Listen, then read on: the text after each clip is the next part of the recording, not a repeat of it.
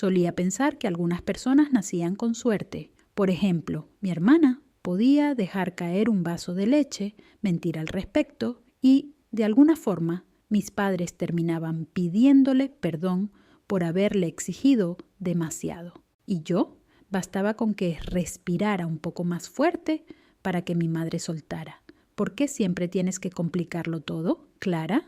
Ese fue el eco constante de mi infancia. Me llamo Clara Rivas. Tengo 33 años y crecí en una casa que desde fuera parecía perfecta. Porche blanco, bandera ondeando en el jardín, retratos familiares colgando en el pasillo como trofeos. Pero por dentro era un recordatorio de 2 pisos de que el amor en mi familia tenía jerarquía. Y yo estaba en el último peldaño. Mi hermana, Lucía Rivas, era la dorada, la intocable, la niña de las notas perfectas, el coro escolar y las coronas de reina del instituto. Mis padres la adoraban, no podía equivocarse en nada. Yo, en cambio, era la responsable, que no era más que una forma elegante de decir la criada. Lavaba la ropa, fregaba los platos, cocinaba cuando mi madre tenía migrañas y cuando venían visitas, todos sonreían y decían: «¿Tienen una hija tan servicial?» ¿Servicial? Sí, como una empleada doméstica. Recuerdo con precisión el momento en que entendí que no era desafortunada, sino prescindible. Tenía 12 años y escuchaba a mis padres discutir porque Lucía quería un coche para su cumpleaños número 16. Papá decía que no podían permitírselo. Mamá respondió: «Entonces deja de gastar dinero en las excursiones de Clara. Lucía sí tiene futuro».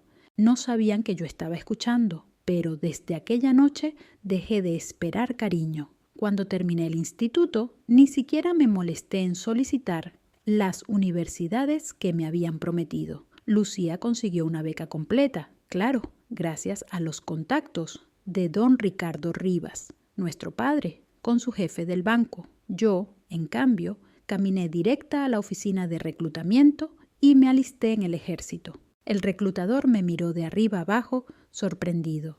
«¿Estás segura de esto?», preguntó. «Más que nunca», le respondí. Había pasado 18 años sirviendo a mi familia. Al menos en el ejército me pagarían por hacerlo. Y allí, por primera vez, alguien me vio como persona. No como la otra hija, ni como la ayudante, sino como alguien que se ganaba el respeto con esfuerzo. No fue fácil, pero comparado con andar sobre cáscaras de huevo en casa, los gritos de un sargento eran casi terapia. Con los años construí una carrera en logística y operaciones. Trabajo real, resultados medibles, lideré equipos, tomé decisiones, gané medallas.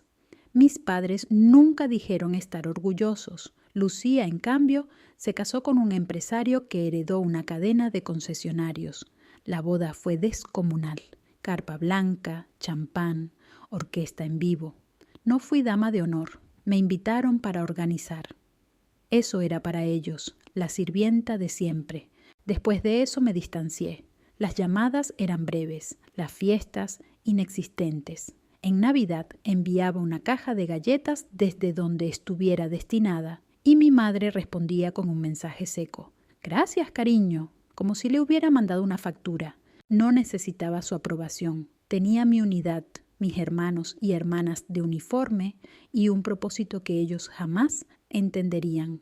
Hasta que, la primavera pasada, recibí la llamada. El coronel Álvaro Rivas, mi abuelo, había fallecido a los 91 años, veterano condecorado de la Segunda Guerra Mundial y asesor en Corea. Un hombre cuya sola mano apretada bastaba para imponer respeto. Fue el único que alguna vez me trató como alguien que valía algo. De niña, me dejaba sentarme en su despacho a mirar sus fotos de servicio, mientras me hablaba de liderazgo, integridad y honor. Siempre decía: «Clara, la sangre te hace pariente, pero la lealtad te hace familia».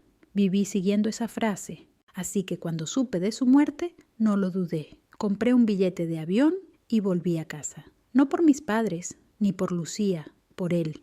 El funeral fue exactamente lo que esperaba. Banderas, medallas, hombres uniformados saludando con solemnidad. Mis padres, en primera fila, llorando más fuerte que nadie, como si el dolor fuera una competencia. Lucía llegó con tacones de diseñador y gafas de sol que probablemente valían más que mi coche. Yo me quedé al fondo, con mi uniforme de gala, sin lágrimas, solo respeto. Cuando el servicio terminó, la gente empezó a irse. Don Ricardo estrechaba manos con veteranos locales, saboreando la atención. Lucía abrazaba invitados con la gracia de la esposa de un político. Yo estaba a punto de marcharme cuando un hombre mayor, vestido con una chaqueta azul marina, se me acercó. Tendría unos 70 y tantos, mirada firme. Me resultó familiar, como uno de los antiguos compañeros de servicio de mi abuelo. «¿Eres Clara Rivas, verdad?», preguntó. «Sí, señor», respondí. Sacó un sobre envejecido del bolsillo interior. «Tu abuelo quería que esto fuera para ti». «¿Para mí?», dije sorprendida. Asintió. Insistió en que te lo entregara en persona, a nadie más. Tomé el sobre, el papel amarillento, sellado con cera, mi nombre escrito con su caligrafía firme. «Para Clara, léelo solo cuando yo ya no esté». Aquel mensaje bastó para que me recorriera un escalofrío. Agradecí al hombre, guardé el sobre dentro de mi chaqueta y me alejé antes de que alguien más lo notara. Algo en mi interior me decía que no era una simple carta de despedida, sino el inicio de una verdad que había permanecido demasiado tiempo enterrada. Algo dentro de mí me decía que aquella carta no era una simple muestra de gratitud por haber ido al funeral. El abuelo nunca fue un hombre sentimental.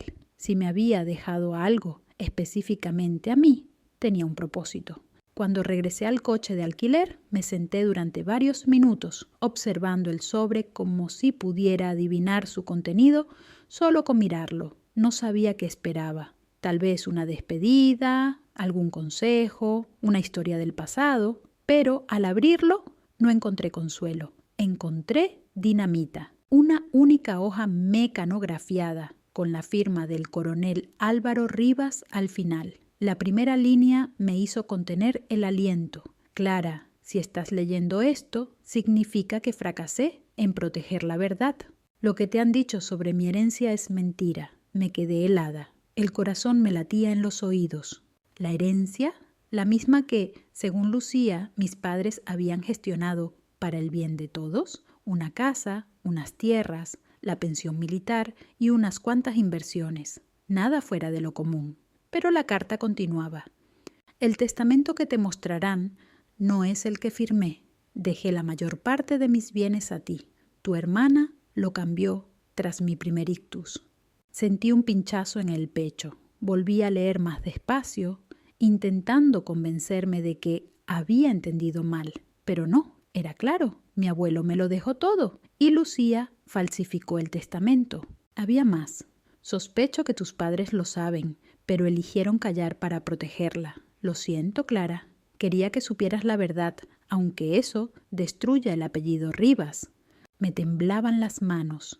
Miré alrededor del aparcamiento como si alguien me estuviera espiando. Pero no había nadie, solo yo y esa hoja que acababa de dinamitar mi visión de la familia. Había pasado la vida creyendo que no me querían. La realidad era peor. Me habían robado y por primera vez no pensaba quedarme callada.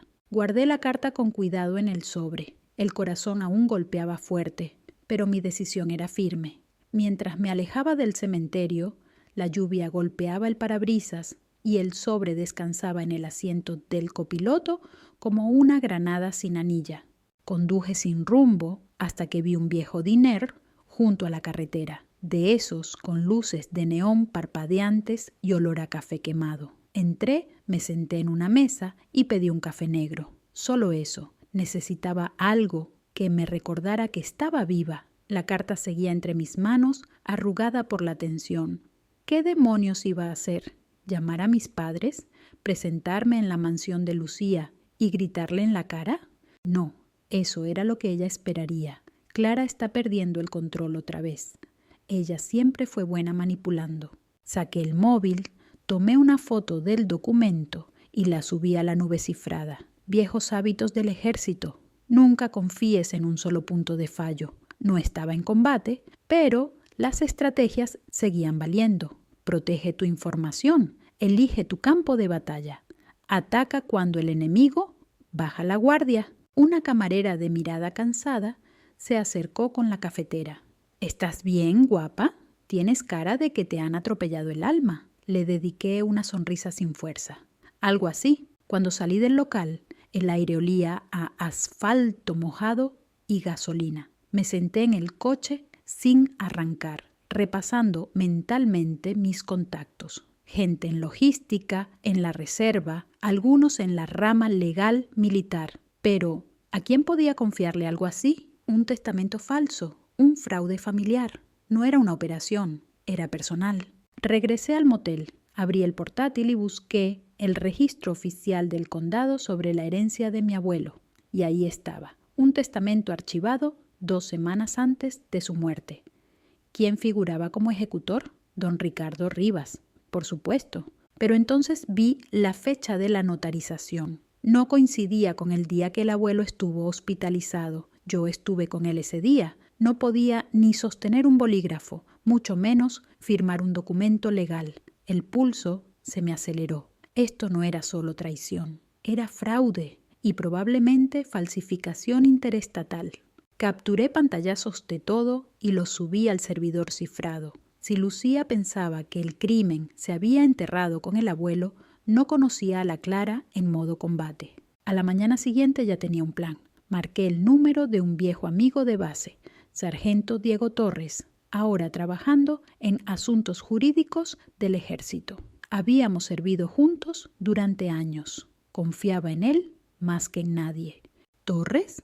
Contestó con ese tono seco que nunca perdió. Soy Clara. Necesito un favor. ¿Oficial? Extraoficial. Hubo un silencio. ¿Estás en líos? Aún no, respondí. Pero mi familia quizás sí. Y entonces se lo conté todo. La muerte del abuelo, el testamento falso, la carta que lo cambió todo. No me interrumpió. Ni una sola pregunta, solo escuchó, como lo haría un soldado que sabe cuándo la guerra ya ha comenzado. Por fin habló. ¿Aún conservas la carta? Sí, respondí. El original también la tengo digitalizada. Bien, asegúrate de mantener ambas versiones protegidas. No enfrentes a nadie hasta que lo verifiquemos. ¿Recuerdas los protocolos de custodia de pruebas? Casi me reí. Diego, entrené a la mitad de la base en eso. Perfecto. Voy a contactar con alguien especializado en fraudes testamentarios. Fue abogado en la JAG, ahora trabaja por su cuenta. Le diré que espere tu llamada. Me dio el número y colgó. Me dejé caer sobre la cama del motel, escuchando cómo crujía el edredón barato bajo mi peso. Qué irónico. Años organizando operaciones logísticas militares de millones de euros en el extranjero y ahora investigando un fraude familiar cometido por mi propia hermana en el salón de casa. Antes de llamar al contacto, decidí hacer una prueba. Le escribí a Lucía. El funeral del abuelo fue bonito. ¿Estás bien? Pasaron unos minutos, los 3 puntitos aparecieron. Y llegó su respuesta. Más o menos, era un gran hombre. Mamá está destrozada. Nada, ni una mención al testamento, ningún indicio de culpa. Solo tristeza prefabricada. Le envié otro mensaje. Por cierto, ¿quién gestionó su testamento? ¿Papá? Pausa. Sí, él se encargó de todo. ¿Por? Escribí y borré la respuesta 3 veces antes de dejarlo en. Solo preguntaba. El abuelo significaba mucho para mí. Lo sé, él también te quería mucho. La ironía casi me hace soltar una carcajada amarga.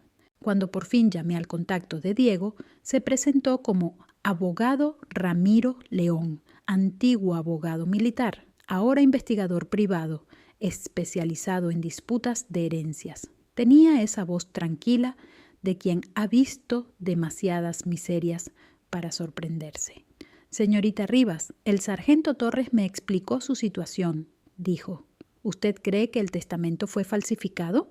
No lo creo, respondí. Lo sé, tengo una carta escrita por mi abuelo y pruebas de que el documento oficial no coincide con los registros hospitalarios. Bien, envíame todo lo que tengas, escaneos, metadatos, sellos de tiempo. Yo revisaré firmas, datos del notario, testigos, lo haré. Y Clara, su voz bajó un tono. Pase lo que pase, mantén la calma. Este tipo de casos familiares pueden volverse muy personales. Casi sonreí.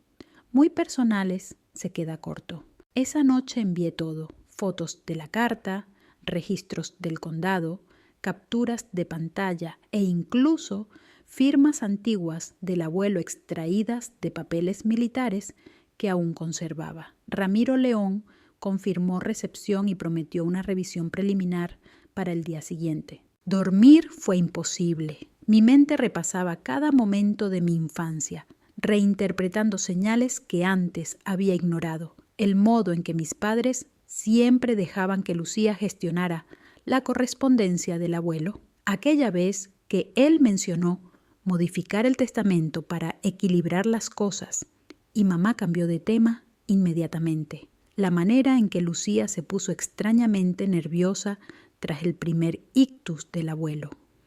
Todo estaba ahí, siempre lo había estado, solo que yo estaba demasiado ocupada mendigando afecto como para verlo. A la mañana siguiente, Ramiro llamó.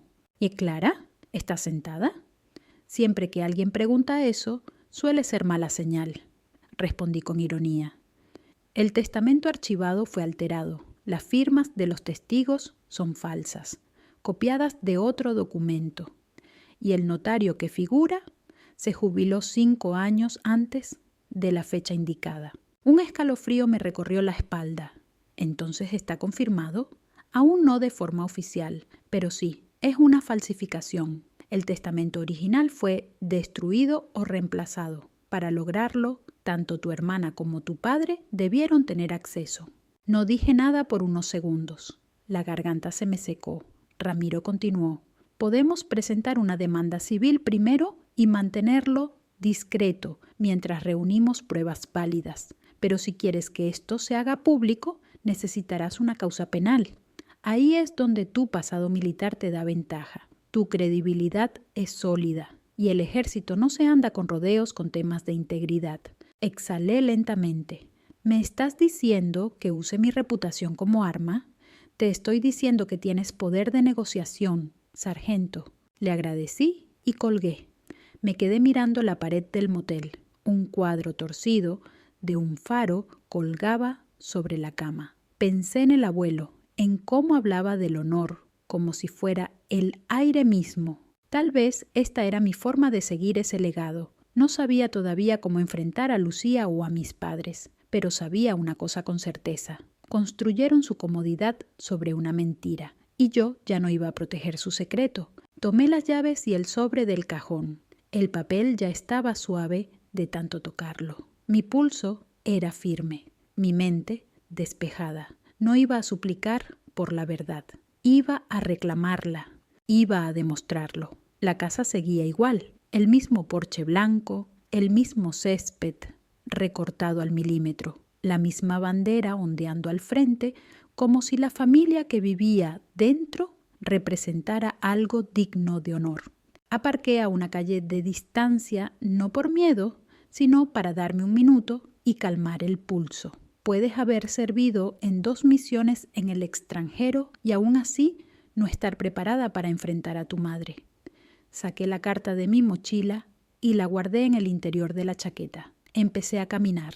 El vecindario olía a barbacoa y fertilizante. Todo demasiado normal para una zona construida sobre mentiras. Cuando Elena abrió la puerta, sus ojos mostraron esa misma expresión de confusión educada que solía tener en las reuniones familiares, como si no recordara bien quién era yo antes de decidir si debía dejarme pasar. «Vaya», dijo, alisándose el pelo. «Mira quién ha decidido aparecer», le respondí con una sonrisa tensa. «¿Me echabas de menos? No seas dramática, Clara. Nunca llamas, ni escribes, y tú, tan encantadora como siempre». Solté. «He estado ocupada sirviendo al país». «¿Y qué tal la jubilación?», preguntó frunciendo los labios. Odiaba que le recordara que había elegido el deber sobre los almuerzos familiares. «Tu padre está en el despacho», dijo al final. «Lucía vendrá luego». «Perfecto», murmuré. Dentro El aire olía a cera de muebles y comodidad fingida. Las paredes estaban cubiertas de fotos de la boda de Lucía. Ella con encaje blanco, mis padres sonriendo como si hubiera descubierto la cura del cáncer. No había ni una sola imagen mía, ni siquiera de niña. Mi padre, don Ricardo, levantó la mirada de su escritorio cuando entré. «Clara», dijo, levantándose como si saludara a una desconocida. «Deberías haber avisado». «No quería arruinar la sorpresa», respondí, cerrando la puerta. «¿Vienes por el funeral?» «Sí, y por el testamento». Su sonrisa desapareció. «¿Qué pasa con él?» Puse el sobre su escritorio. «Tú dime». Lo miró como si fuera una bomba a punto de estallar. «¿De dónde lo has sacado?» «De un viejo amigo del abuelo, en el funeral». Dijo que el abuelo quería que lo tuviera. Dudó un segundo, luego extendió la mano para cogerlo, pero lo aparté. «Puedes leerlo, pero no sale de esta habitación». Asintió lentamente. Se lo entregué. Ver cómo sus ojos recorrían el papel fue como ver romperse el hielo. Sus hombros se tensaron a la mitad. Y cuando llegó a la parte que mencionaba que Lucía había falsificado el testamento, su mandíbula se apretó tanto que pensé que se le rompería un diente. «Esto es absurdo», dijo al fin, lanzando la carta al escritorio. Álvaro estaba confundido al final. Lucía se ocupó porque él confiaba en ella. Confiaba en que falsificara su firma. Disparé. «Cuida ese tono». Me incliné hacia él. «He visto los documentos del condado, papá. El notario del testamento se jubiló 5 años antes de la fecha en el documento. ¿Quieres explicar eso?» Parpadeó, solo una vez, pero suficiente. Ese silencio pesaba como una confesión. Entonces Elena apareció en la puerta, los brazos cruzados.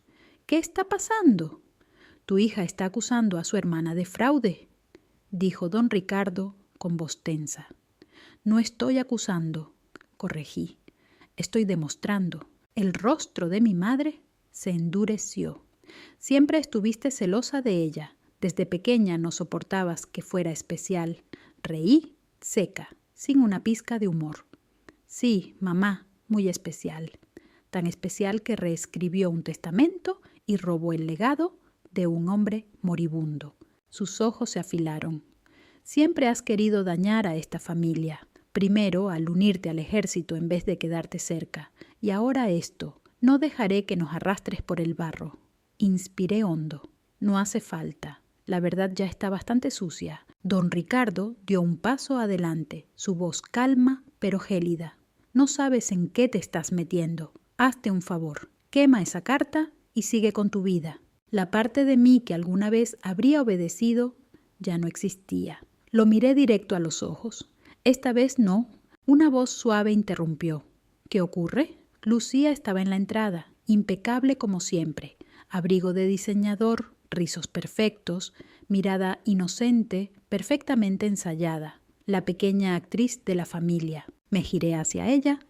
«Dímelo tú tienes el guión». Frunció el ceño. «¿Perdón? ¿La carta del abuelo?», dije mostrándola. «Él me dejó todo. Tú falsificaste el Nuevo Testamento». Su expresión no cambió, al menos no al instante. Luego sonrió con lástima. «Clara, deberías soltar esto. El abuelo no estaba bien. Yo me encargué de los papeles legales porque nadie más lo haría». «O sea que ocultaste los documentos reales a propósito». Ella soltó un suspiro, como si yo estuviera complicándole la vida. «Has estado demasiado tiempo en el ejército. Ves conspiraciones hasta en el café». «¿Ah, sí?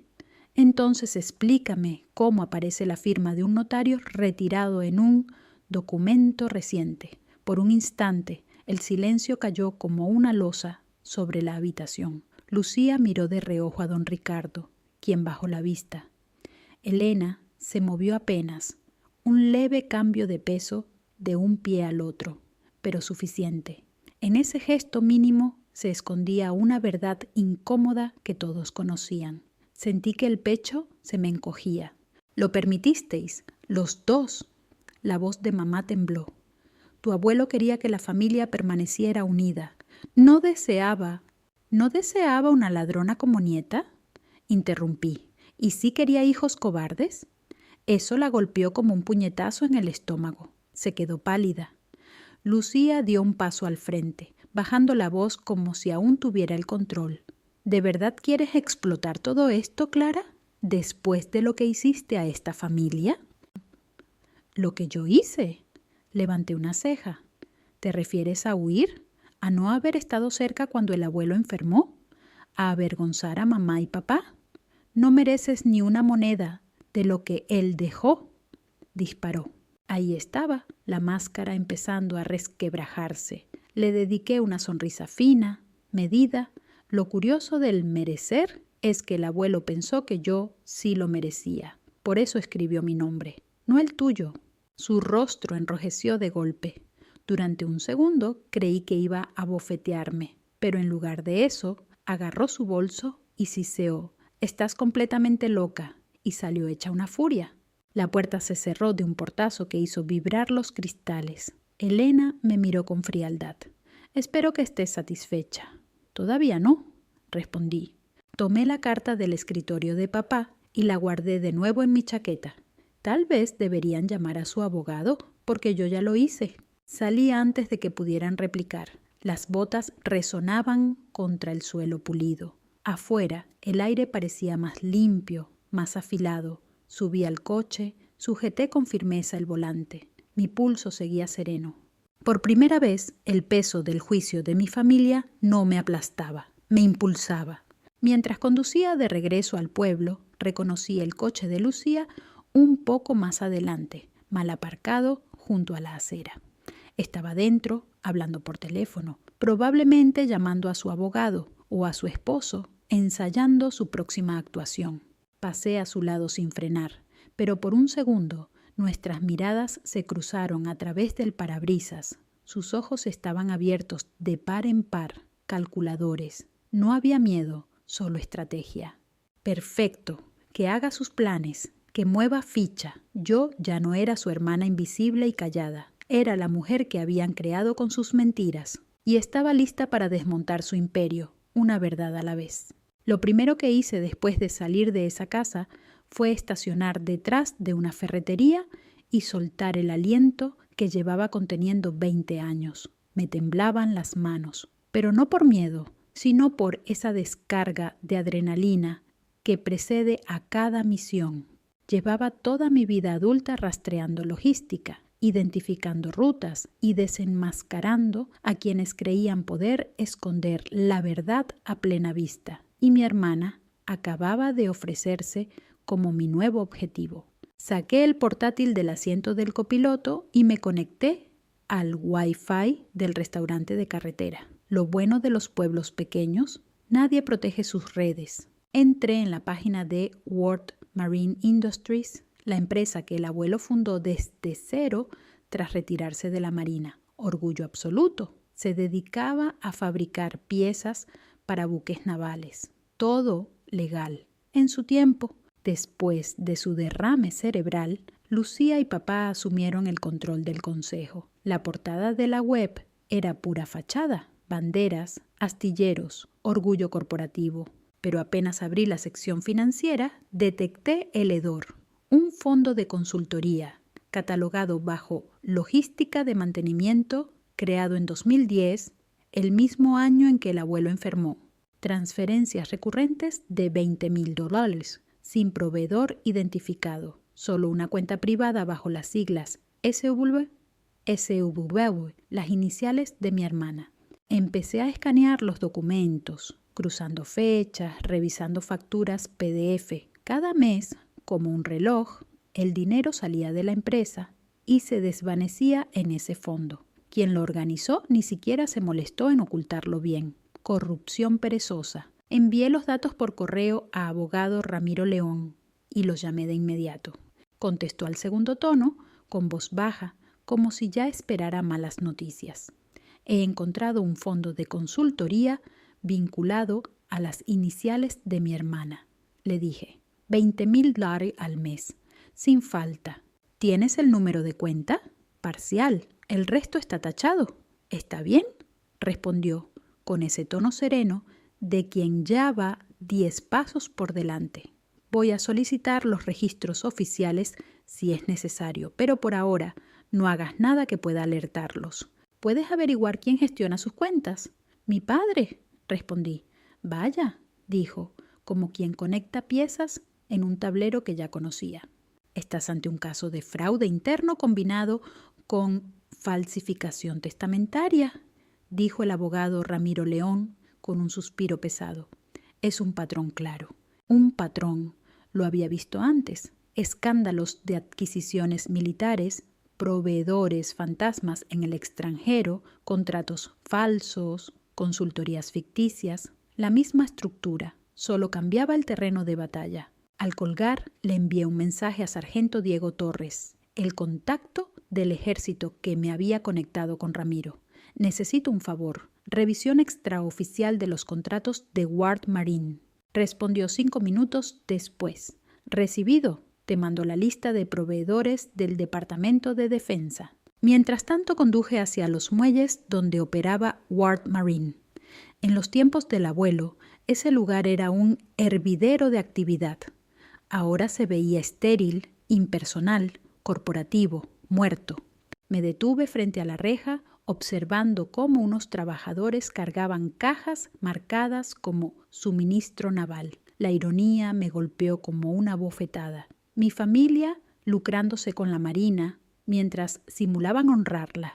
Permanecí dentro del coche, grabando un audio como solía hacer en mis informes de campo. La evidencia indica un patrón de malversación, posible colusión entre Lucía Rivas y don Ricardo Rivas. Motivo, ambición y necesidad de control. Objetivo, seguir el rastro completo de los activos.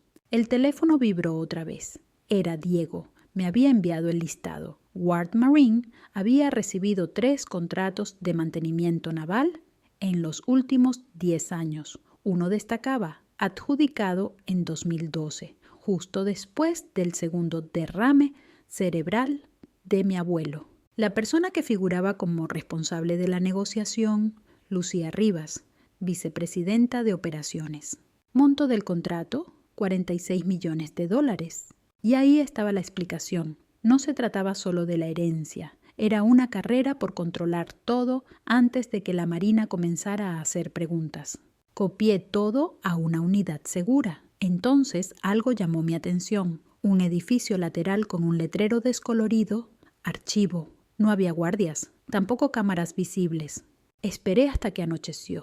La brisa marina me obligó a ajustarme la chaqueta mientras rodeaba el edificio por la parte trasera. La puerta estaba cerrada, un sensor magnético anticuado cubría la ventana. Recordé cómo anular ese tipo de alarma con el imán del móvil. Un deslizamiento rápido, un clic sutil y entré. Dentro, el olor a aceite viejo y polvo lo impregnaba todo. Filas de archivadores metálicos cubrían las paredes. Iluminé con la linterna del móvil. Nómina, facturas, jurídico. Los expedientes eran un desastre, clasificados por códigos. Pero mi abuelo me había enseñado su sistema. CI. No eran letras al azar. Significaban facturas críticas. Saqué la carpeta. CI. Años 2010 a 2013. Al abrirla, encontré docenas de recibos, todos facturados a la misma entidad. Consultoría Soria en Waze. Cada factura llevaba la firma de don Ricardo Rivas, autorización de pago, mismo sello digital, repetido en cada documento. Fotografié todo, las manos ya firmes. La adrenalina se transformaba en enfoque. A mitad del lote encontré una factura diferente, marcada como Contrato Naval Bath, diciembre 2012. Tenía una nota al margen escrita con la letra de mi abuelo. Revisar irregularidades antes de enviar. Los números no cuadran. La fecha era 2 semanas antes de su caída accidental. Tragué saliva. Mi abuelo no solo tenía sospechas, lo sabía. Un ruido detrás de mí me heló la sangre. Pasos, lentos, intencionados. ¿Quién anda ahí?, preguntó una voz masculina. Apagué mi linterna de inmediato y me escondí detrás de un archivador. Un haz de luz cruzó la sala, iluminando brevemente la ventana abierta y el cajón vacío. ¡Malditos críos!, murmuró la voz, alejándose hacia la entrada principal. Esperé hasta que reinó el silencio. Entonces escapé por la ventana, el corazón latiendo fuerte, pero en control. Ya dentro del coche, escribí de nuevo a Ramiro.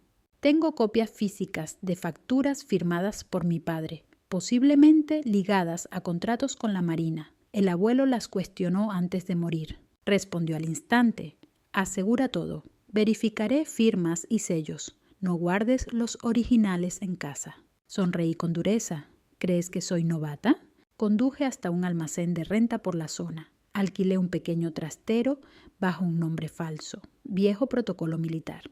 Ahí guardé las fotos, copias de las cartas y todas las facturas. Cadena de custodia asegurada. Cuando llegué al motel ya era pasada la medianoche. Hice café, sabía a cartón quemado, y me senté frente a la pared, repasando todas las posibilidades. Mis padres se protegerían entre ellos. Lucía manipularía sus conexiones sociales y las autoridades locales probablemente se pondrían de su parte. En los pueblos pequeños, los apellidos poderosos siempre se salvan. Necesitaba algo más fuerte, algo a nivel federal, algo militar. Volví a llamar a Sargento Diego Torres. ¿Sigues despierto? ¿Te olvidas que ahora trabajo de noche?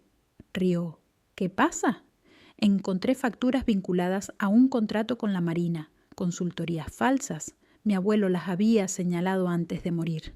Dios santo, susurró. ¿Crees que tenga que ver con su accidente? No creo nada todavía. Estoy reuniendo pruebas.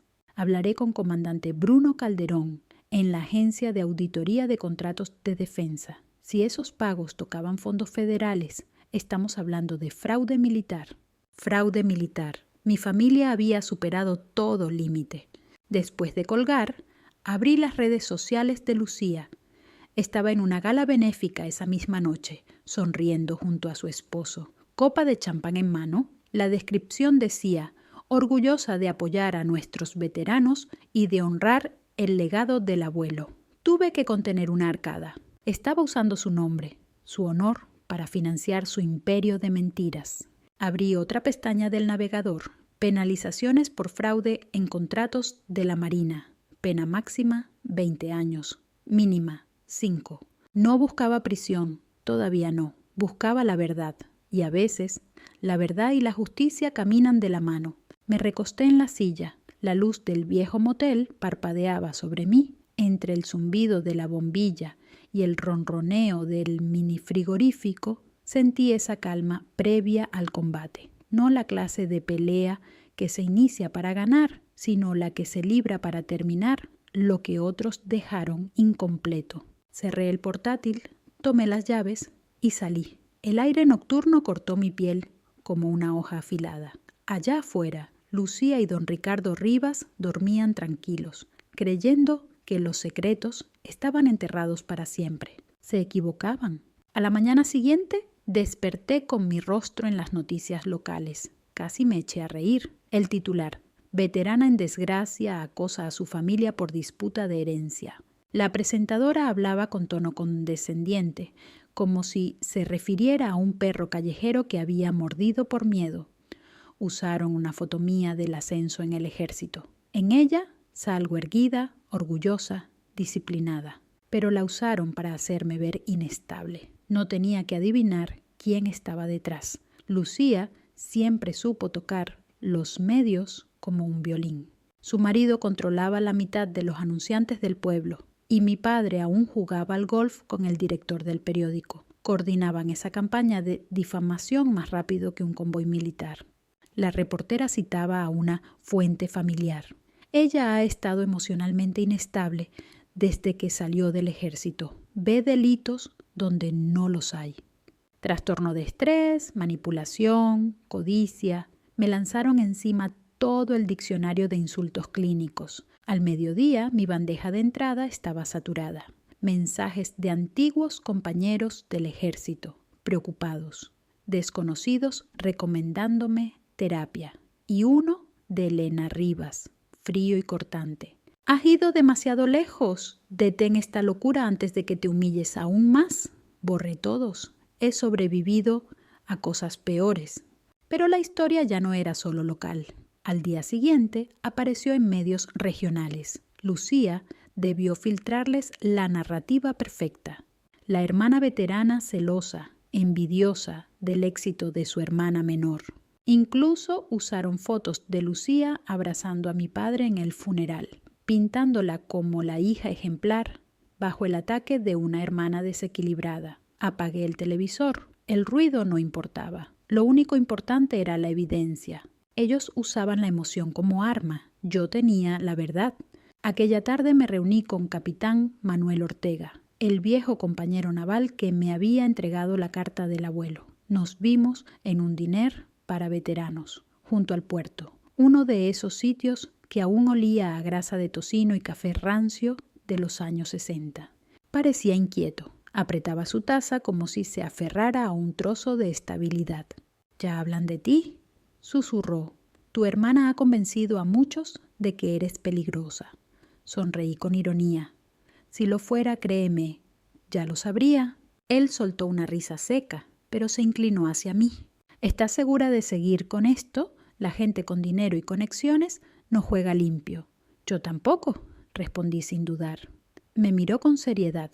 «Tu abuelo confió en ti por una razón. No dejes que te conviertan en la villana». «No lo haré». Antes de despedirnos, dudó. «Tu abuelo mencionó algo extraño antes de morir», dijo. Habló de su viejo casillero en el Banco Naval de Bath. Dijo que dejó allí un informe final, código 48G, y me pidió que te lo dijera si las cosas se volvían ruidosas. Creo que ya hay suficiente ruido, ¿no lo crees? Apreté su mano y en mi interior supe que la tormenta apenas comenzaba. Ahora sí importaba. Cuando regresé al motel, abrí el portátil. Los archivos eran antiguos, cifrados, pero yo había pasado años en inteligencia logística. Tardé menos de una hora en descifrarlos. Dentro había una carpeta titulada Ward Marine 2012, docenas de PDFs, memorandos, contratos y una cadena de correos que me congeló la sangre. Mi abuelo y un enlace de la Marina llamado Comandante Bruno Calderón. Mi pulso se aceleró.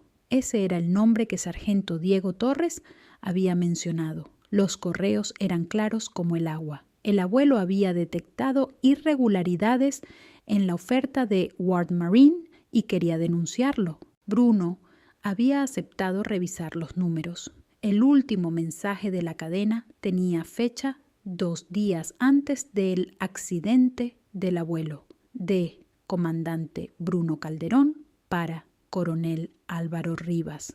He recibido los documentos. Estoy revisando las discrepancias. Por favor, no confronte a nadie hasta que hablemos el lunes. Yo me encargo del informe interno. Fecha, viernes. Mi abuelo murió el domingo.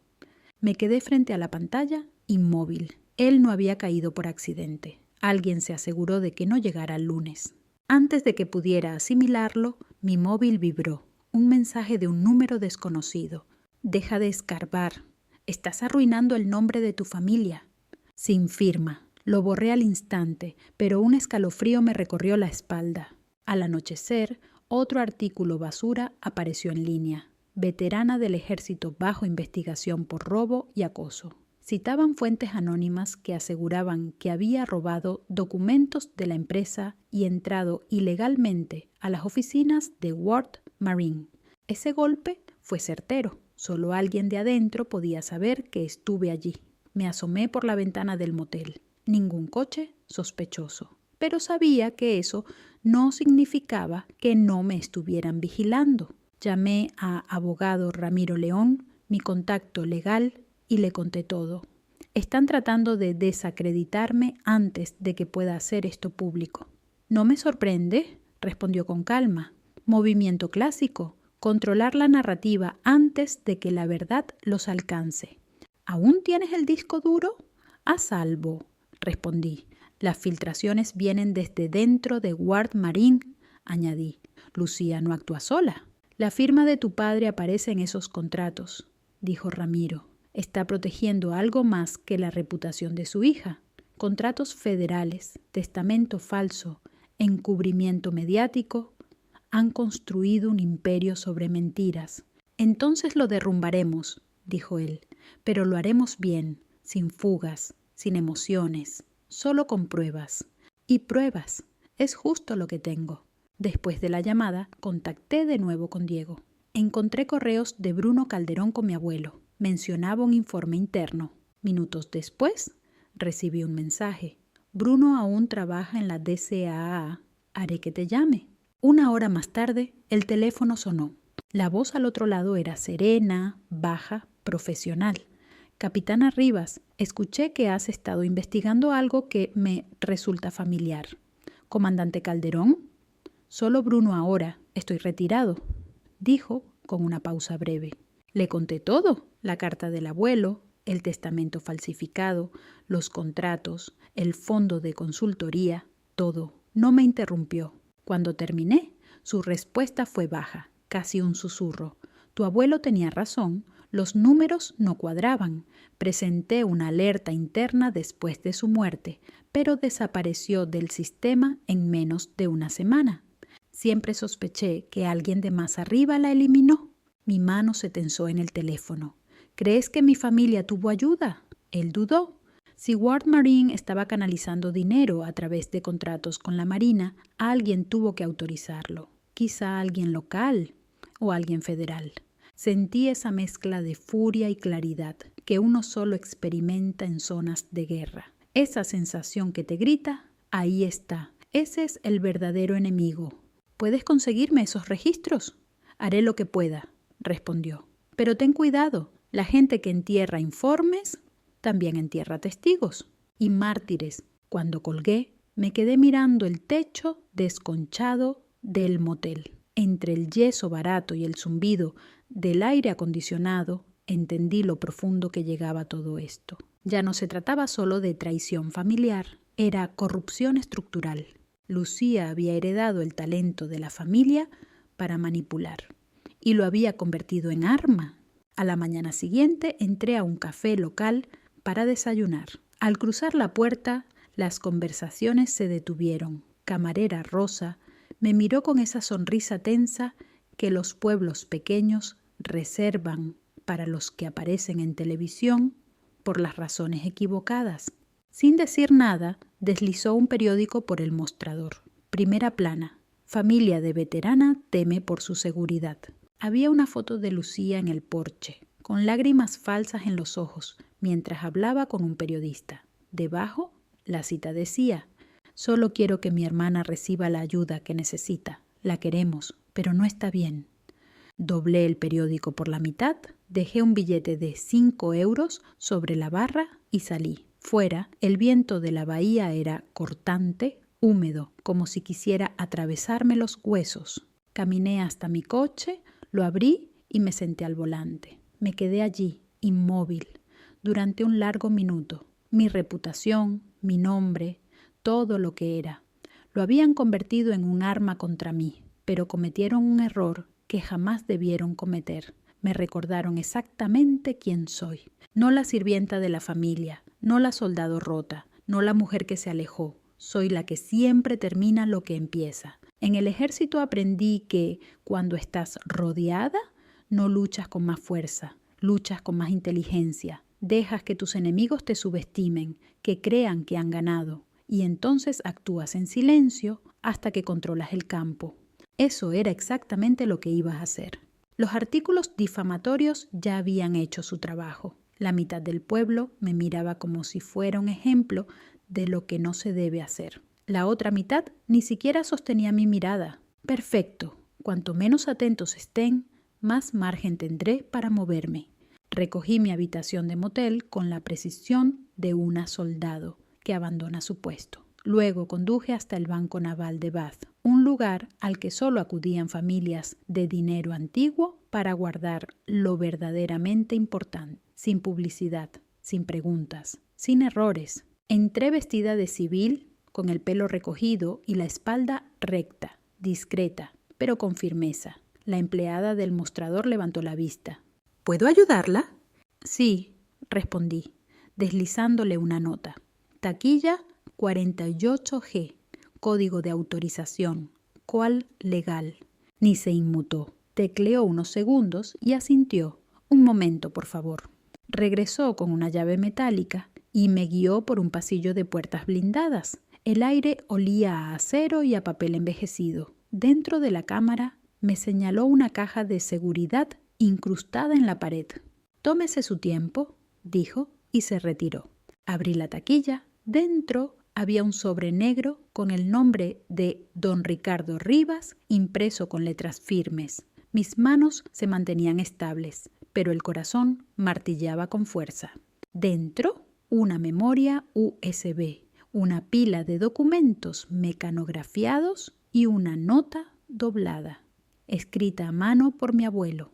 Si estás leyendo esto, Clara, es porque creen que han ganado, pero no lo han hecho. Esta unidad contiene todo: contratos, facturas, firmas. No confíes en nadie de la familia. Busca a Bruno Calderón. Él sabrá qué hacer. Me ardía la garganta. Él lo había previsto todo. Sabía hasta dónde llegarían. Volví a guardar todo con cuidado. Metí el sobre en mi chaqueta y salí sin mirar atrás. Ya en el coche, marqué el número de Bruno Calderón. Respondió al primer tono. ¿Encontraste algo? Taquilla 48G, dije. El abuelo me dejó una memoria. Me dijo que sabrías qué hacer. Nos vemos a mitad de camino, dijo sin dudar. Hay un centro federal seguro a 2 pueblos de aquí. Tranquilo, tráelo todo. 2 horas después, estábamos sentados frente a frente en una sala gubernamental sin alma, con olor a café rancio y tóner de impresora. Bruno era como un roble, sólido, sereno, con ojos que lo habían visto todo y no juzgaban nada. Deslizó su portátil hacia mí. «Conéctala».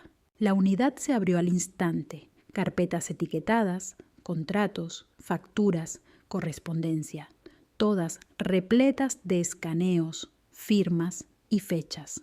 Empezamos a revisar archivo por archivo. Con cada documento, la sala se volvía más fría.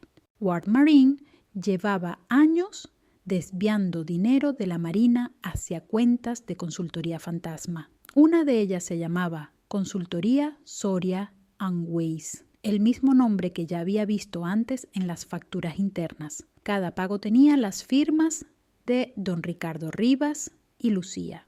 Luego apareció una serie de documentos bajo el título Conflicto Interno 2012. Un memorando de mi abuelo al Consejo de Administración marcado como urgente. Se han encontrado discrepancias significativas en el contrato naval B-47. Pagos a consultores no autorizados. Posible fraude. Recomiendo auditoría completa y notificación inmediata al DCAA. Debajo una respuesta de Lucía. «Papá, estás exagerando. Por favor, descansa. Nosotros nos ocupamos del negocio. Todo está bajo control». Y después, silencio. Ningún seguimiento, ninguna respuesta. 2 meses más tarde, él estaba muerto. Bruno se reclinó, frotándose la mandíbula. «Intentó denunciarlo», murmuró, «y lo silenciaron». «No solo lo silenciaron, lo callaron para siempre», dije. Él asintió lentamente.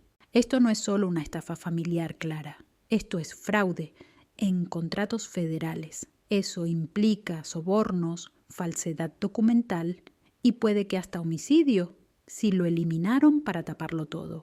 Esa palabra me golpeó con más fuerza de lo esperado. Homicidio, ya lo había pensado, pero escucharlo en voz alta lo hizo real. Bruno empezó a copiar todos los archivos a una unidad segura. Abriré una revisión a través de la DCAA de forma discreta al principio. No podemos levantar sospechas hasta que verifiquemos todos los datos. «¿Entendido?», respondí. Antes de irme, Bruno Calderón me entregó su tarjeta. «Si alguien de tu familia te llama, te amenaza o intenta contactarte de cualquier forma, graba todo. Van a entrar en pánico en cuanto se den cuenta de que abrimos la cámara. Aquella noche me registré en otro motel, usando un nombre falso. Los mismos hábitos que me mantuvieron con vida en zonas de guerra ahora me protegían aquí. Cada crujido del suelo, cada sombra fugaz, lo escuchaba todo. Hice copias de seguridad de los archivos de 3 formas diferentes. versiones encriptadas escondidas en sitios distintos. Alrededor de la medianoche, el teléfono vibró. Número privado. Dejé que sonara 2 veces antes de contestar. «¿Estás jugando a un juego muy peligroso, Clara?», dijo una voz conocida. «Hola, Lucía», respondí con voz firme. «¿Te crees lista?», replicó. Usaba ese tono calmado y falso, el que adoptaba cuando sabía que alguien más estaba escuchando. Rebuscando entre papeles viejos, arrastrando nuestro apellido por el barro. «Tu apellido», la interrumpí, «no el mío. Siempre estuviste celosa. El abuelo te tenía lástima, por eso escribió todas esas tonterías. Hazte un favor para allá, no estás preparada para este mundo». Solté una carcajada seca. «Eso no deberías decírselo a alguien entrenada para sobrevivir en la guerra, Lucía». Pausa. Su voz bajó un grado. «Vas a arrepentirte de esto». Clic. La línea quedó en silencio. Me quedé allí, en la oscuridad, dejando que el eco de la amenaza flotara en el aire. Pero no era miedo lo que sentía. Era concentración, frialdad, claridad. Sin saberlo, acababa de confirmar todo. A la mañana siguiente, Bruno volvió a llamar. «He revisado la mitad de los archivos. Son legítimos. Los contratos con la Armada estaban inflados por millones. Tu padre y tu hermana desviaron el dinero usando proveedores ficticios». Asentí, aunque él no podía verme. «¿Cuánto falta para que la auditoría sea oficial?» «Muy poco, pero en cuanto comience, sabrán que fuiste tú quien lo desencadenó». «Mejor así», dije. «Es hora de que me miren a los ojos». Colgué y miré por la ventana del motel. Un camión viejo estaba aparcado al otro lado de la calle. Motor encendido. Las luces se apagaron, pero no se movió. ¿Paranoia? ¿Coincidencia?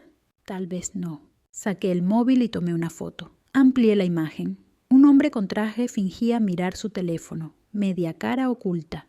Ya me estaban vigilando. Eso solo podía significar una cosa. La historia estaba calando. Le mandé la foto a Bruno. «Parece que el juego ha comenzado». Él respondió: «Mantente alerta. Están desesperados. Y la gente desesperada comete errores».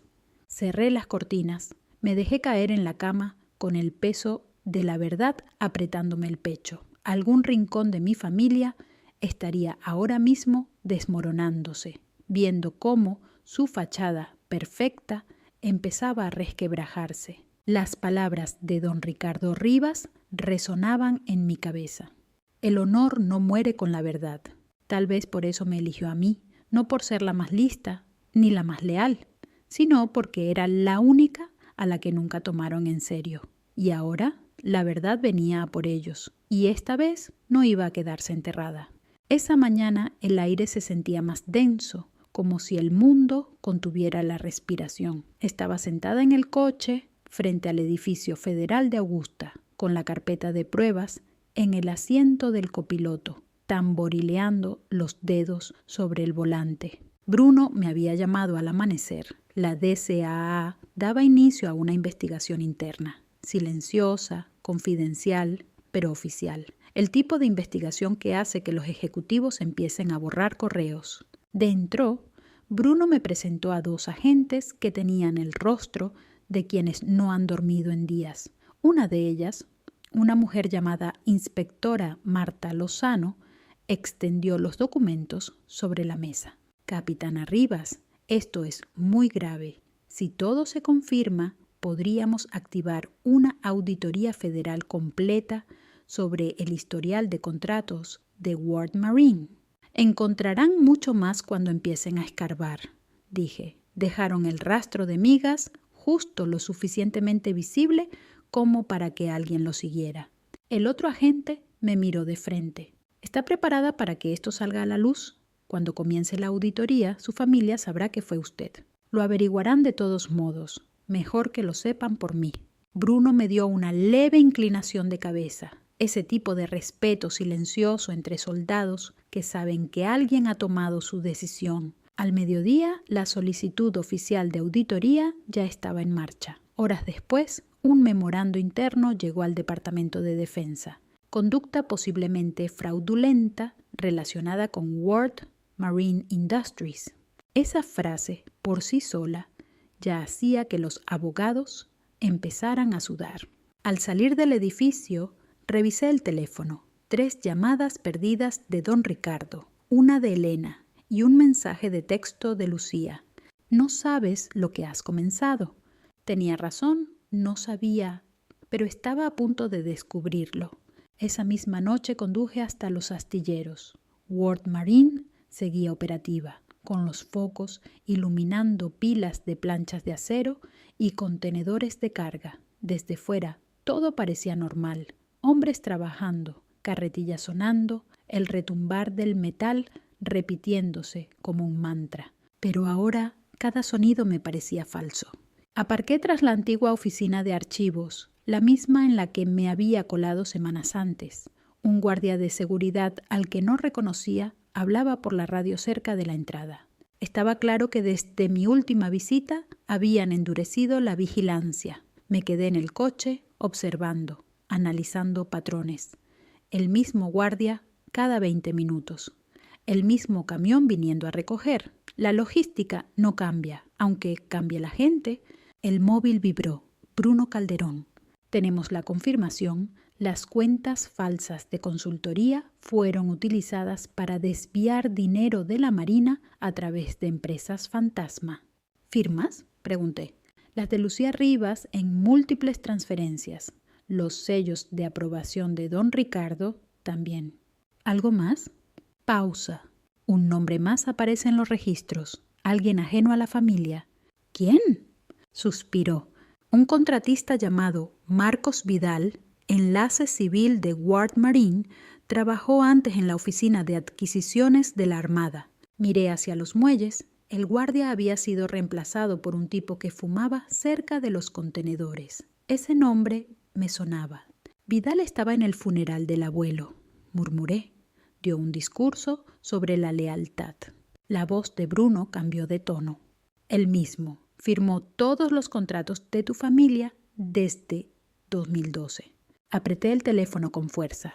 Así que Lucía y papá no solo falsificaron documentos, tenían un hombre dentro.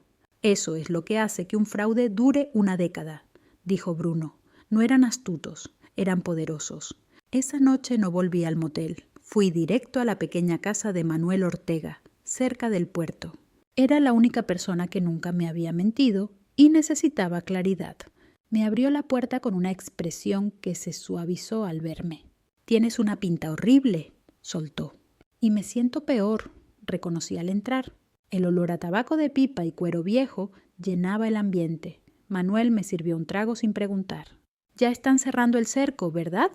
La DCA está encima, pero es más grande de lo que imaginamos. Hay un contratista vinculado a la Armada que lleva años alimentando a mi familia con dinero sucio». Asintió despacio.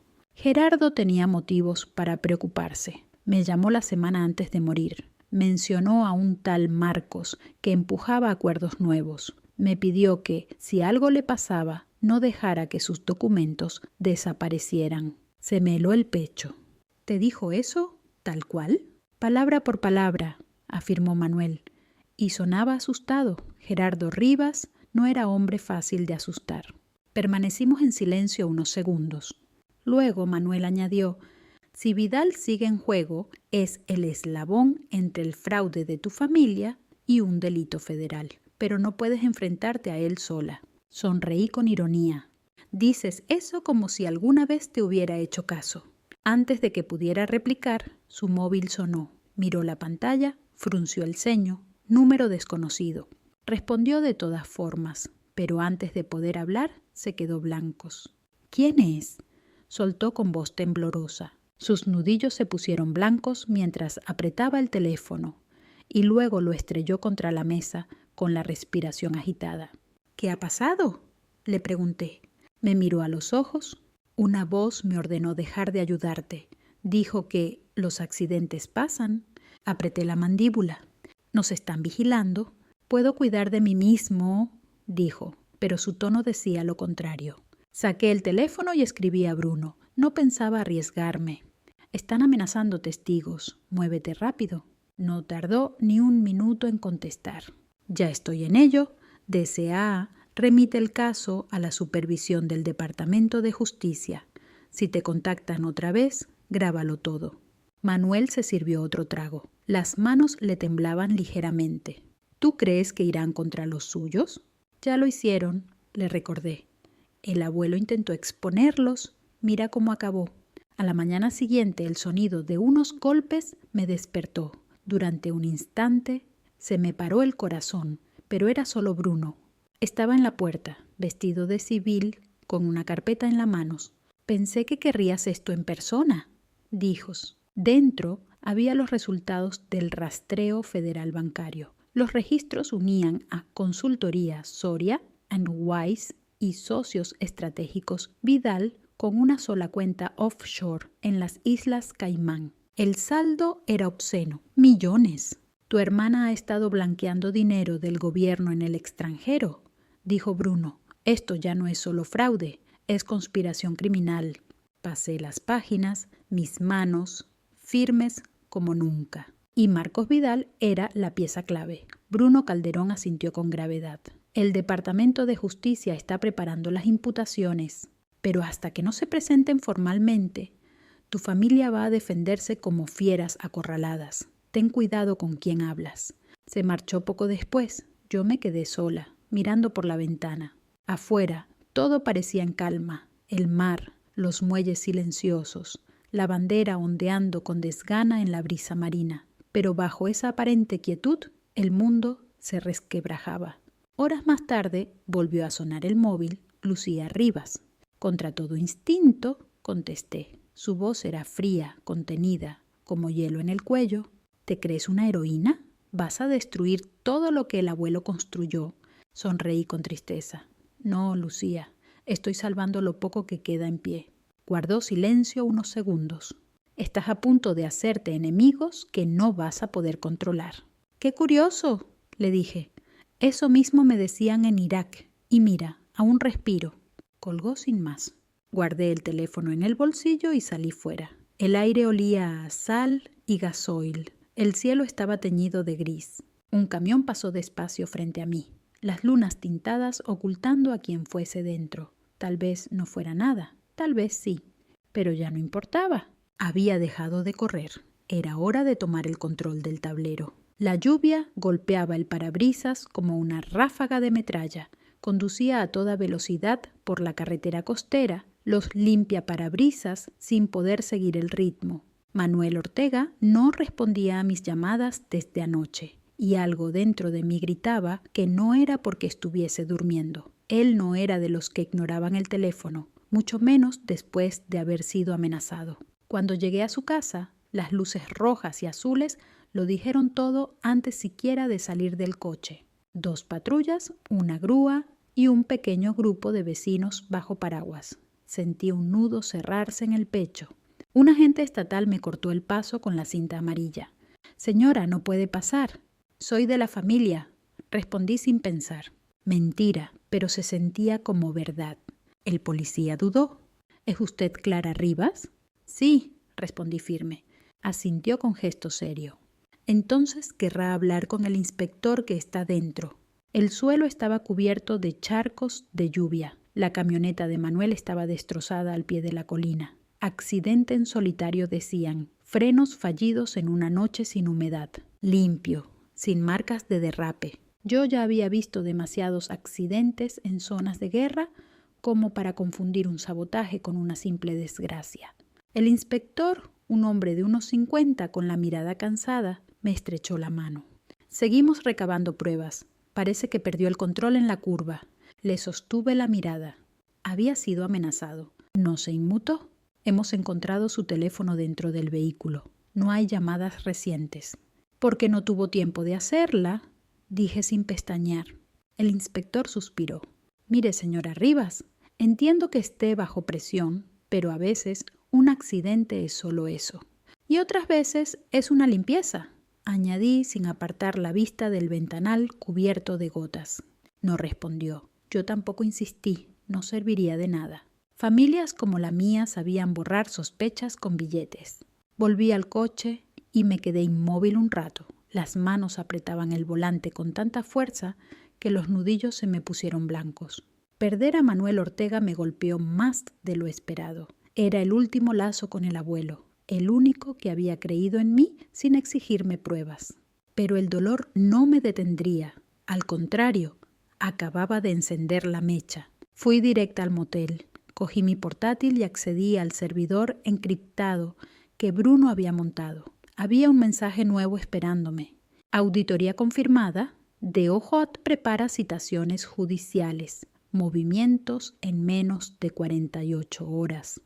PK, ese tipo de mensaje que indicaba que el muro iba a derrumbarse, pero también me daba una ventana muy estrecha, 2 días antes de que mi familia notara que su imperio entero estaba bajo revisión federal.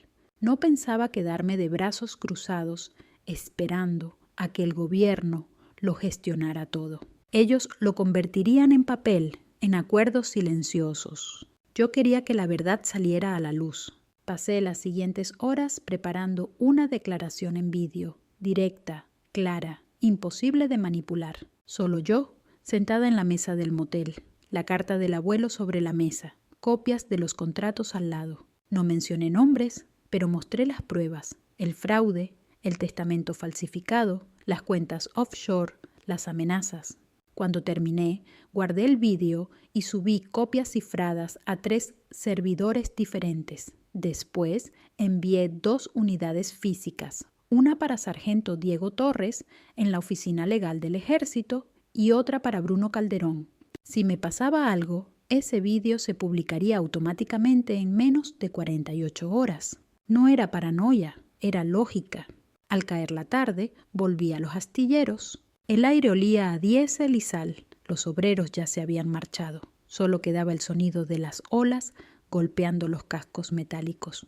Caminé por el mismo muelle donde el abuelo solía llevarme a pescar de niña. Y por primera vez, desde su muerte, creí oír su voz de nuevo. Una soldado no lucha porque odie lo que tiene delante, Clara, sino porque ama lo que ha quedado atrás.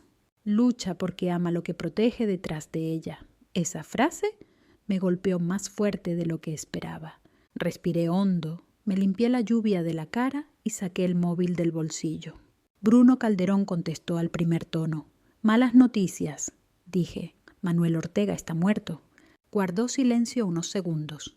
¿Accidente? Claro, si crees en las casualidades. Yo no, respondió él. ¿Estás en un lugar seguro? Por ahora. Pero si están limpiando la casa, yo soy la siguiente. No estarás sola, aseguró. El departamento tiene vigilancia en la finca de los Rivas. Vamos acelerando el paso. Perfecto, asentí, porque ya no pienso esconderme. Esa noche dormí poco y mal. Cada crujido del suelo, cada zumbido del frigorífico me sonaba a amenaza. Revisé la pistola 2 veces. Aseguré los cerrojos de la puerta y dejé el móvil al alcance de la mano. En algún momento, entre la lluvia y el murmullo caótico de mis pensamientos, tomé una decisión. Si querían callarme, iban a tener que mirarme a los ojos primero. Al amanecer me puse el uniforme, no el del ejército, sino la chaqueta ceremonial que el abuelo me regaló tras mi ascenso. Aún me quedaba bien, aunque los años le hubieran curtido las costuras. Me observé en el espejo, los parches algo deslucidos, pero firmes y dignos. Ya no me iba a mover en las sombras. La familia Rivas siempre había sostenido su imperio sobre la imagen pública, así que era justo ahí donde les daría batalla, en su propio terreno. A las 9 en punto ya estaba frente a la sede de World Marine. Las cristaleras brillaban bajo el logo corporativo, un ancla rodeada por un estandarte con el lema «Integridad en cada detalle». Casi solté una carcajada. Dentro, la recepcionista se quedó rígida al verme. «Señorita Rivas, perdón, quiero decir, Rivas, ¿tiene cita?» «No», respondí. «Pero deberías llamar a Lucía. Dile que es urgente». Dudó unos segundos, pero finalmente descolgó el teléfono. 5 minutos después, Lucía apareció en lo alto de la escalera, flanqueada por 2 hombres con trajes a medida. El eco de sus tacones sobre el mármol sonaba como disparos. «¡Vaya, vaya! dijo con voz tan afilada como el cristal, si no es nuestra vergüenza familiar. Le sonreí con calma. ¿Has estado ocupada? Supongo que recogiendo los pedazos del accidente de Manuel. Ni un parpadeo. Cuidado, Clara. Estás diciendo disparates delante de testigos. Eso es lo que quiero, le repliqué. ¿Testigos? Uno de los hombres dio un paso al frente. Señora, tiene que retirarse. Lo ignoré por completo. Clavé la mirada en mi hermana. Robaste millones a la Armada. Falsificaste el testamento del abuelo. Lavaste dinero en paraísos fiscales y mandaste silenciar al único hombre que quiso detenerte.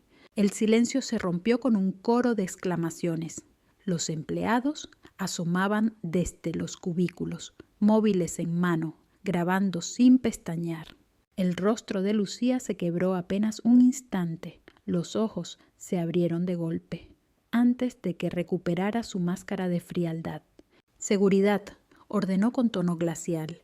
Los guardias de seguridad se acercaron, pero yo no puse resistencia. Quería que me sacaran a la fuerza. Quedaba mejor en vídeo.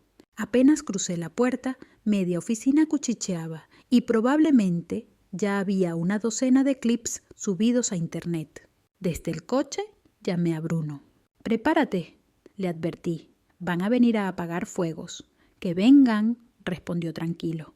«Ya entregamos las citaciones. Cuando intenten lavar su imagen, nosotros ya tendremos su versión por escrito». La lluvia había cesado, pero el cielo seguía cargado, gris como plomo. Conducía sin rumbo. La adrenalina iba dejando paso a algo más agudo, determinación. Me detuve en una gasolinera para repostar. Compré una botella de agua y revisé los mensajes. Uno de Diego Torres. «El FBI está dentro. Hiciste lo correcto. Mantente donde estás». Por primera vez en días sonreí. Tal vez sí estabas haciendo lo correcto. No por venganza, ni siquiera por justicia, sino porque alguien tenía que terminar lo que el abuelo empezó. Al volver al coche me vi reflejada en el retrovisor. Ojos cansados, cabello empapado. Pero había algo más, fuerza, la que no nace de ganar, sino de mantenerse en pie cuando todo alrededor te dice que te rindas. Las noticias de la mañana golpearon más fuerte que cualquier bala recibida en combate. Todos los noticieros importantes compartían el mismo titular. Investigación federal apunta a Ward Marine Industries por fraude en contratos de defensa. Debajo, una imagen. Lucía y don Ricardo Rivas saliendo del juzgado entre destellos de cámaras. Yo lo veía desde el motel con una taza de café en la mano. El sabor amargo combinaba perfectamente con el caos que se desplegaba en la pantalla. La presentadora hablaba con calma medida. Fuentes cercanas a la investigación apuntan a una apropiación indebida de fondos de la Armada, auditorías manipuladas y sobornos a un antiguo funcionario de adquisiciones. El Departamento de Justicia ha confirmado la emisión de múltiples citaciones judiciales. Entonces vino la puñalada. La denunciante ha sido identificada como la capitán Clara Rivas del Ejército Español. Habían filtrado mi nombre. Bruno me llamó a los pocos segundos. «¿Lo viste, no?» «Sí», respondí con los ojos aún clavados en la pantalla. «Supongo que ahora soy famosa». Bruno Calderón suspiró al otro lado de la línea. «La filtración a la prensa vino directamente del equipo de relaciones públicas de Ward Marine. Daños colaterales. Están intentando retratarte como alguien inestable, resentida. Los abogados de tu familia están empujando el relato de que sufriste secuelas psicológicas tras tu despliegue militar». «Por supuesto», contesté con tono ácido. «Cuando no pueden desacreditar las pruebas, intentan destruir a quien las sostiene». «No respondas en público», me advirtió. «El Departamento de Justicia está contigo ahora. Deja que las pruebas hablen por sí solas. A partir de ahora, silencio estratégico». Colgué. Me quedé mirando mi reflejo en la pantalla del televisor apagado. Me veía cansada, más vieja, pero no derrotada, ni de lejos. El móvil vibró de nuevo. Número desconocido. «¿Estás contenta ahora?» La voz de Elena Rivas, cargada de furia contenida. Guardé silencio. Tu padre no ha dormido en días y tu hermana no puede salir sin que le acosen los periodistas. La empresa se está desmoronando. Nuestro apellido, la corté de golpe. Está construido sobre mentiras. Tú decidiste esto el día que les cubriste las espaldas. Escuché cómo inspiraba con fuerza, intentando recomponerse. No entiendes lo que tuvimos que proteger. ¿Proteger? Solté una carcajada amarga. ¿Hablas del dinero? ¿De la fachada social?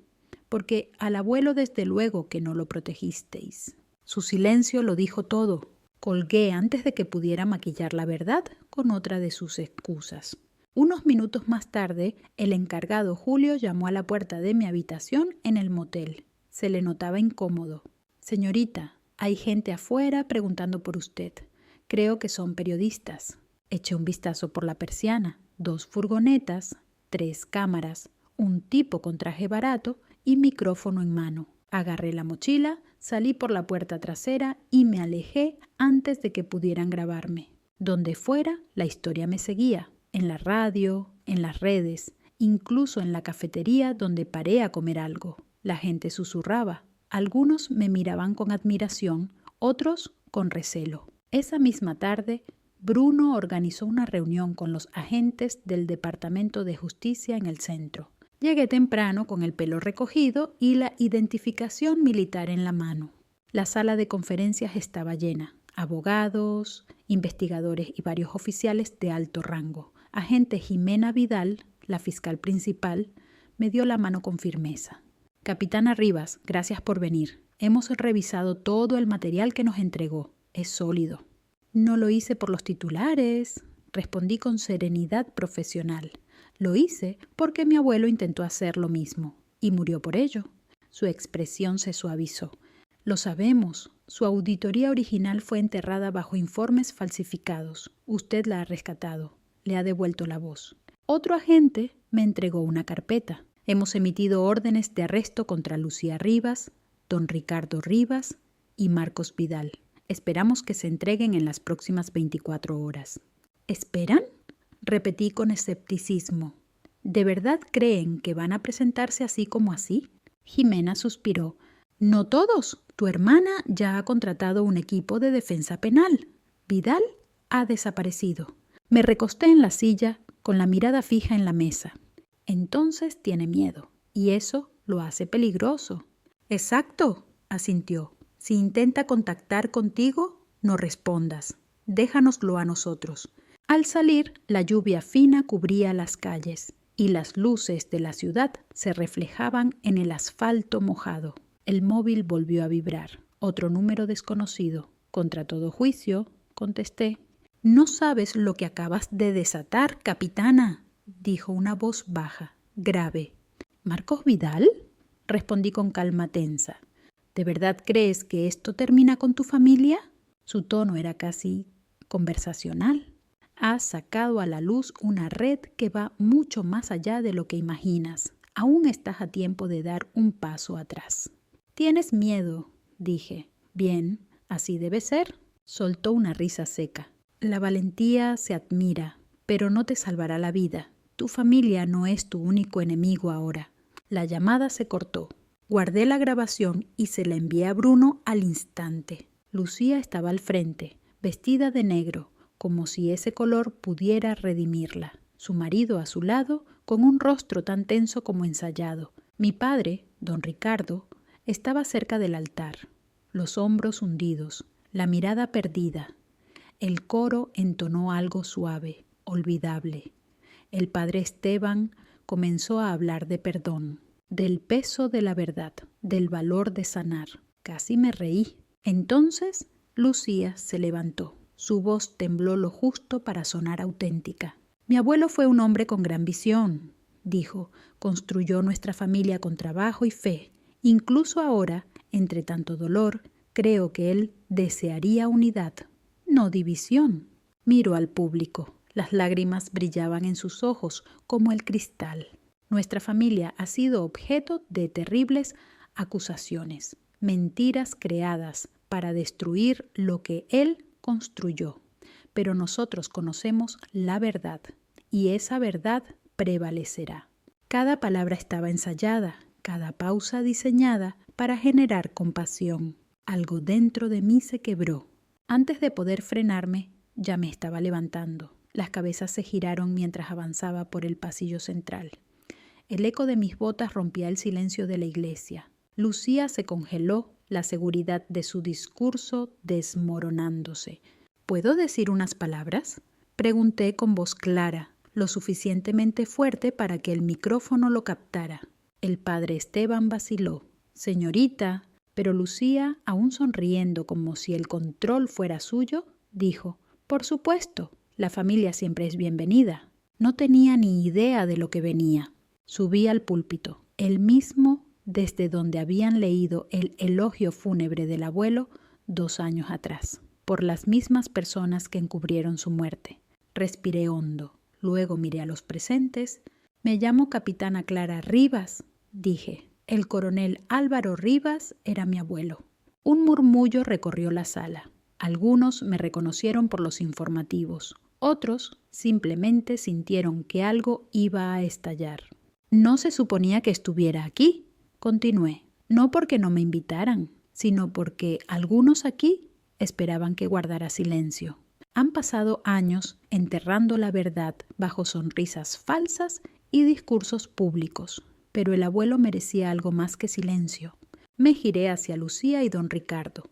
Él planeaba denunciar la corrupción dentro de Ward Marine. Escribió informes, se puso en contacto con los investigadores federales, descubrió todo, el fraude, las firmas falsificadas, el blanqueo de dinero y murió 2 días antes de poder entregar las pruebas. Yo fui, empecé a decir. Un murmullo de asombro se extendió por los bancos de la iglesia. Desde el fondo se escuchó el clic inconfundible de cámaras. Lucía se levantó de golpe. «¡Eso es mentira!», exclamó.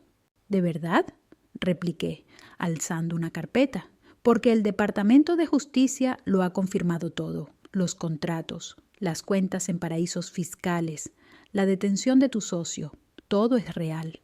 Se quedó helada, los labios abiertos, sin emitir sonido alguno. Me giré hacia el público. Esta familia no necesita unidad, necesita justicia, la misma justicia en la que creía el abuelo, esa que no se esconde tras herencias ni apellidos poderosos. Entonces, don Ricardo habló con voz rasposa. «Clara, ya basta. Este no es el lugar». «Es exactamente el lugar», le corté, «porque aquí, hace 2 años, todos ustedes se pusieron de pie y mintieron sobre cómo murió. Dijeron que fue un accidente, dijeron que estaba confundido, pero lo sabíais, los 2 lo sabíais». Él no lo negó, solo bajó la mirada. El silencio que siguió fue tan espeso como el aire húmedo. Miré la carta aún doblada en mi mano, la que el abuelo me dejó antes de morir. Su letra temblorosa, pero firme. «La honra no muere con la verdad», había escrito. La leí en voz alta. Si entierran la verdad, que sea la verdad la que los entierre a ellos. Y entonces estalló el caos. Algunos se quedaron paralizados. Otros murmuraban en estado de shock. El padre Esteban intentó recuperar el control de la sala, pero era demasiado tarde. Los periodistas ya se habían lanzado hacia el altar, móviles grabando, micrófonos en alto. No me quedé a presenciar el desorden. Dejé la carta sobre el púlpito, me di la vuelta y caminé hacia la salida. Fuera, el viento me golpeó con fuerza, arrastrando los gritos desde el interior de la iglesia. Crucé el césped hasta el pequeño jardín conmemorativo donde habían depositado las cenizas del abuelo. La placa de bronce rezaba: «En honor a la integridad, el deber y la fe». Me agaché, apartando con la mano las gotas de lluvia que caían sobre el metal. «Ya tienes tu verdad, viejo», murmuré. «Tardamos, pero lo conseguimos». A mis espaldas oí pasos crujir sobre la grava. Me giré. Era Bruno Calderón con un impermeable colgado del brazo. «Vaya forma de despedirte», dijo, medio sonriendo. «Había que darles una historia de verdad. Por una vez», respondí. Soltó una pequeña risa. Los teléfonos del DOJ están que arden. La cobertura mediática nos viene bien. La transparencia pública pulveriza la mitad de sus argumentos de defensa. Sonreí apenas. Supongo que sigo haciendo tu trabajo, bromeé. Bruno me tendió un sobre pequeño. Resultados preliminares de la nueva autopsia. Toxicología confirmó un sedante en el sistema de tu abuelo, uno que nunca le fue recetado. Inspiré hondo, cerrando los ojos. Entonces no se cayó. Se aseguraron de que no pudiera levantarse. Él asintió despacio. Tenías razón desde el principio. Volví la vista hacia la iglesia, donde la gente empezaba a salir. Algunos gritaban, otros lloraban. La justicia no lo va a devolver, dije en voz baja, pero evitará que se lo hagan a alguien más. ¿Vas a presentar cargos personalmente?, preguntó Bruno. Negué con la cabeza. No hace falta, la verdad ya lo hizo. Avanzamos juntos hacia el aparcamiento bajo una lluvia fina y persistente. El aire pesaba de tensión. Periodistas trataban de interceptarnos con preguntas, pero las ignoré. Las palabras ya no importaban. Lo que contaba ahora eran las pruebas. Cuando llegué a mi coche, el subidón de adrenalina había pasado. No sentía alivio, sentía algo más firme, paz. Al incorporarme a la carretera, eché un último vistazo por el retrovisor.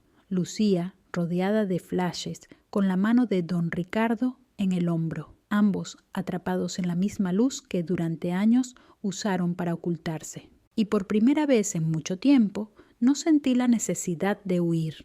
Sentí que podía quedarme, porque por fin la verdad no me perseguía a mí, los perseguía a ellos. La mañana siguiente al funeral fue extrañamente tranquila, sin reporteros, sin titulares, sin llamadas. Solo el zumbido del frigorífico en el motel y el olor amargo del café barato. El silencio resultaba desconcertante, como si el mundo entero hubiera exhalado por fin tras meses aguantando la respiración. Encendí la televisión por costumbre. Todas las cadenas emitían lo mismo. Mi discurso en la iglesia, la cara desencajada de Lucía. Van a crear un nuevo cargo civil en el Consejo de Integridad de la Marina. Y tú estás en el primer lugar de la lista. Quieren que conviertas tu pesadilla en una misión. Me quedé sin palabras. ¿Estás hablando en serio? Completamente. Con tu experiencia y tu ética, hacen falta más como tú. Te llegará la oferta oficial esta semana. Cuando colgué, no dije nada, solo escuché el mar. Había perdido a una familia, pero había encontrado algo más valioso: propósito. Esa noche visité por última vez la tumba del abuelo. El césped estaba húmedo, las lápidas simples y limpias. Dejé una copia doblada de su carta junto a las flores. «¿Te escucharon?», susurré. «La verdad ha salido. La empresa vuelve a ser tuya. Ganaste, viejo». Una brisa fuerte y constante cruzó el campo. Quizá fue casualidad, o quizá no, pero yo lo tomé como una respuesta. De vuelta al coche, revisé el móvil por última vez. El mundo ya había pasado a otros escándalos, nuevas distracciones. Pero entre tanto ruido, una historia se mantenía. Capitana denunciante destapa fraude millonario familiar y restaura el legado de su abuelo caído. Ya no se trataba de venganza, ni siquiera de justicia. Se trataba de recuperar la verdad de manos de quienes creyeron que podían poseerla. Antes de encender el motor, miré al horizonte. El cielo gris empezaba a romperse en vetas doradas. Por primera vez en años no me sentí como una soldado sin misión. Me sentí como alguien que por fin la había cumplido. Al pasar frente al astillero, vi el cartel de Ward Marine aún colgando, oxidado, con letras casi borradas. Paré, saqué una llave inglesa del maletero y trepé por la escalera lateral. Con un solo giro firme, la doble de metal se desprendió y cayó al barro. Ahora el cartel decía simplemente Fundación Rivas. Bajé, me sacudí las manos y sonreí. Ese nombre sí encajaba. Ya no importaba quién creyera las mentiras. La verdad ya había echado raíces y era más fuerte que cualquier apellido, herencia o titular. Al subir al coche y poner rumbo al atardecer, el reflejo del mar me cegó por un instante en el parabrisas, pero esta vez no aparté la vista, porque por fin no era algo de lo que huía, era algo que por fin me había ganado.